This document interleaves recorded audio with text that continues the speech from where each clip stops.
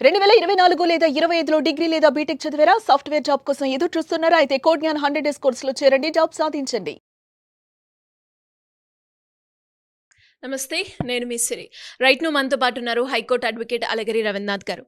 Road accidents నిర్లక్ష్యం కారణంగానో లేదంటే అతివేగ కారణంగో మనకి రోడ్ యాక్సిడెంట్స్ అయినప్పుడు యాక్సిడెంట్‌లో మనము హాస్పిటల్‌కి వెళ్ళినప్పుడు ఇన్స్యూరెన్స్‌ని క్లెయిమ్ చేసుకోవడం జరుగుతూ ఉంటుంది. దానికి సంబంధించి సుప్రీం కోర్ట్ ఒక కీలకమైన జడ్జిమెంట్ అయితే ఇవ్వడం జరిగింది. ఇంతకీ ఆ కేస్ ఏంటి? ఆ కేస్‌లో ఇచ్చిన జడ్జిమెంట్ ఏంటి? వీటి గురించి ఈరోజు మనతో మాట్లాడడానికి అలగిరి రవీంద్రనాథ్ గారు ఉన్నారు. అడిగి తెలుసుకుందాం.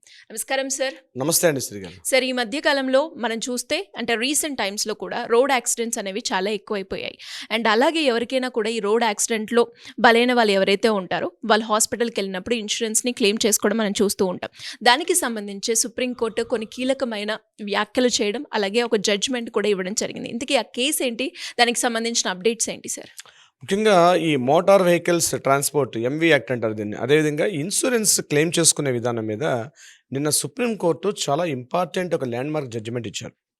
ముఖ్యంగా సుప్రీం కోర్టు చీఫ్ జస్టిస్ అయినటువంటి నరసింహన్ అండ్ మహాదేవన్ వీళ్ళిద్దరూ ఆధ్వర్యంలో ఉన్నటువంటి ఒక తీర్పు ఒక ల్యాండ్‌మార్క్ జడ్జిమెంట్ అని చెప్పుకోవచ్చు.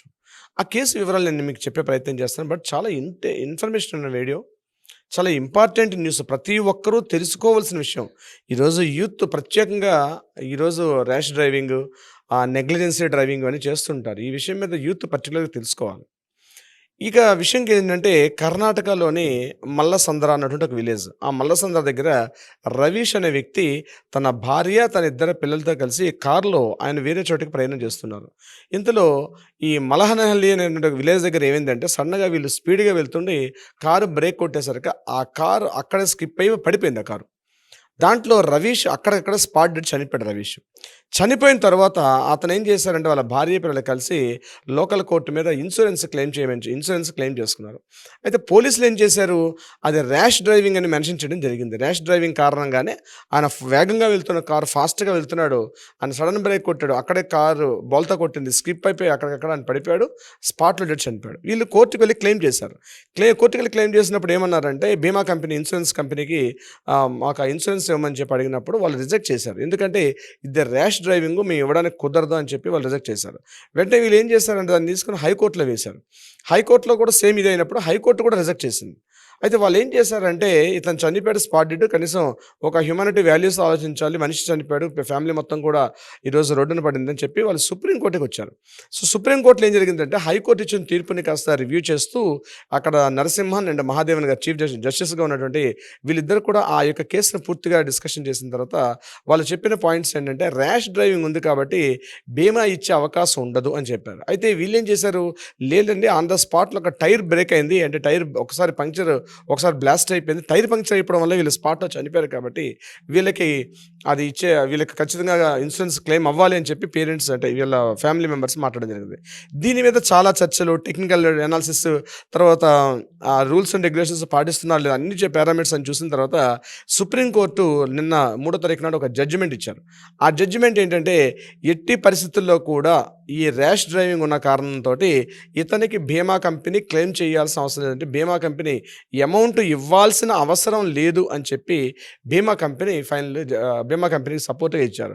అంటే ఇక్కడ సుప్రీంకోర్టు జడ్జిమెంట్ చేస్తూ కూడా అక్కడ జస్టిస్లు చెప్పిన విషయం ఏంటంటే ఆ ర్యాష్ డ్రైవింగ్, అలాగే ట్రాఫిక్ యొక్క రూల్స్ అండ్ రెగ్యులేషన్స్ తెలుసుకోకుండా చేతిలో బైక్ ఉంది, చేతిలో కారు ఉందని చెప్పి ర్యాష్ డ్రైవింగ్ చేసుకుని వెళ్ళిపోయి అక్కడ ఏదైనా అనుకోని ప్రమాదం జరిగినప్పుడు అక్కడ థర్డ్ పార్టీగా ఉన్న వాళ్ళకి కావచ్చు, లేకపోతే వీళ్ళకి గాను అంటే అక్కడ జరిగిన విషయం జరిగింది కాబట్టి ఏదైనా యాక్సిడెంటల్గా బ్రేక్ అయింది కాబట్టి బాడీ ఏదైనా ఫ్రాక్చర్స్ అయినా ఈవెన్ దో మనిషి చనిపోయినా సరే అమౌంట్ ఇవ్వాల్సిన అవసరం లేదు. ఈవెన్ దో మీకు ప్రీమియం కడుతున్నప్పటికి కూడా మీరు మీ ఇన్సూరెన్స్ కంపెనీకి యాక్సిడెంటల్ ఇన్సూరెన్స్ మీరు క్లెయిమ్ చేసుకొని మీరు వెళ్తున్నప్పటికి కూడా మీకు ఎలా అయితే ఉండదో అది ఇక్కడ వర్తిస్తుంది. కాబట్టి ఇక్కడ as per motor vehicle act ప్రకారం ఎట్టి పరిస్థితుల్లో కూడా ఇక్కడ బీమా కంపెనీ అమౌంట్ ఇవ్వాల్సిన అవసరం లేదు.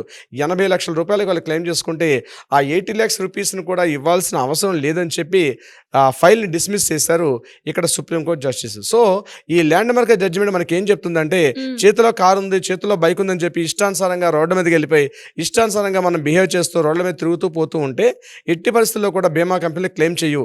ఈవెన్ దో మీరు ప్రీమియమ్స్ కడుతున్నా, ఈవెన్ దో మీరు time to time term insurance ఏది పే చేస్తున్నా ఒక సూసైడ్ చేసుకున్న వ్యక్తికి ఎలా అయితే బీమా కంపెనీలు క్లెయిమ్ రిజెక్ట్ చేస్తారో అదేవిధంగా ఈ యాక్సిడెంట్లో జరిగిన ఇన్సూరెన్స్లకు కూడా మీరు ప్రీమియం చెల్లించినప్పుడు కూడా ర్యాష్ డ్రైవింగ్ కానీ అక్కడ ఉంది, లేదా పక్క వారిని ఇబ్బంది పెట్టే విధంగా ర్యాష్ డ్రైవింగ్ కానీ, లేకపోతే నెగ్లిజెన్సీ డ్రైవింగ్ ఉంది కానీ, ఇతరత్ర ఏ కారణాల ద్వారా కానీ ఇట్లాంటి చేసినట్లయితే ట్రాఫిక్ రూల్స్ పాటించకుండా కూడా ర్యాష్ డ్రైవింగ్ చేస్తే అటువంటి వారికి బీమా క్లెయిమ్ చేసే అవకాశం లేదు అని చెప్పి సుప్రీంకోర్టు ఫైల్ని డిస్మిస్ చేసింది.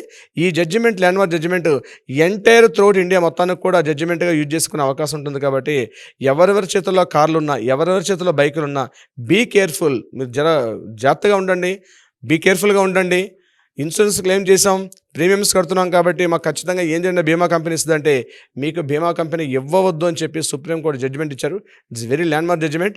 సో ఈ న్యూస్ చూసిన తర్వాత అయినా మనం రైడ్ చేస్తున్న బైక్ కానీ, డ్రైవ్ చేస్తున్న కారు కానీ బీ కేర్ఫుల్గా ఉండండి. మీకు మీ కుటుంబానికి చాలా ఇంపార్టెంట్ అవసరం, మీరు మీ కుటుంబానికి చాలా ఇంపార్టెంట్.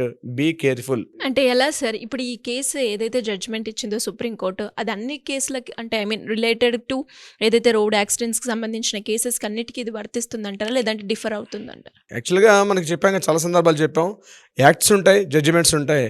ఈ యాక్ట్లు వేరు, జడ్జిమెంట్స్ వేరు. జడ్జిమెంట్ ఇచ్చిన కాపీని యాస్టీస్గా మనం ఇక్కడ ఇంప్లిమెంటేషన్ చేస్తాం కాబట్టి జడ్జిమెంట్ సైటేషన్స్ కూడా తీసుకుంటారు. కాబట్టి ఇప్పుడు ఏవైతే మిగిలిన కోర్టులో కానీ డిస్కషన్స్ ఉంటే అది కూడా ఇక్కడ డిస్కషన్ అవుతుంది. తప్పనిసరిగా వేరే ఈ కేసులో బీమా కంపెనీలు ఏదైతే ఇన్సూరెన్స్ కంపెనీస్ ఉంటాయో ఈ యొక్క సైటేషన్ తీసుకొని దీన్ని మిగిలిన వాటికి కూడా చెప్పే అవకాశం ఉంటుంది. సిరిగారు, మరి మీరు అన్నట్టుగానే సార్ చాలా మందికి కూడా లీగల్ పరంగా ఎన్నో డౌట్స్ అయితే రేస్ అవ్వడం జరుగుతూ ఉంటుంది. వాళ్ళు ఎవరైనా కూడా లీగల్ పరంగా వెళ్ళాలి అనుకునేటప్పుడు, అలాంటి వాళ్ళు ఎవరైనా కూడా మిమ్మల్ని అప్రోచ్ అవ్వాలి అంటే ఎలా ఉంటుంది? తప్పనిసరిగా సిరిగారు, లీగల్గా సంబంధించి ఎటువంటి డౌట్స్ ఉన్నా, లేకపోతే ఎటువంటి సలహా సంప్రదింపులు కావాలనుకున్నా కింద స్క్రోల్ అవుతున్న నెంబర్ని కాంటాక్ట్ చేయగలిగితే మన లీగల్ టీం వాళ్ళకి అప్రోచ్ అవుతారు, వాళ్ళకి సలహా సంప్రదింపులు ఇచ్చే ప్రయత్నం చేస్తారు. ఒకవేళ కాల్స్ బిజీగా ఉంటే కింద వాట్సాప్ నెంబర్కి మీ కంటెంట్ మీరు ఏమనుకుంటున్నారు ఈ విషయాన్ని పంపించండి. మన లీగల్ టీం వాళ్ళతో డిస్కస్ చేసి మీకు మాట్లాడతారు. బట్ ప్రయర్ అపాయింట్మెంట్ చాలా ఇంపార్టెంట్. డైలీ కొన్ని వందల కాల్స్ వస్తుంటే ప్రతి కాల్ని అటెండ్ చేయలేకపోతాం. కాబట్టి కింద ఆ స్క్రోల్ అవుతున్న నెంబర్ని అట్లీస్ట్ వాట్సాప్ మెసేజ్ చేయండి, అపాయింట్మెంట్ తీసుకోండి, పర్సనల్గా వెళ్తే పర్సనల్ వచ్చి కలవండి. తప్పనిసరిగా మీకు తగిన విధంగా పరిష్కారం ఉండే విధంగా ప్రయత్నం చేస్తాం. సిరిగారు, thank you sir, thank you so much. Thank you so much అండి. సుమన్ టీవీలో మీ పర్సనల్ అండ్ బిజినెస్ ప్రమోషన్స్ కోసం కింది నెంబర్కి కాంటాక్ట్ చేయండి.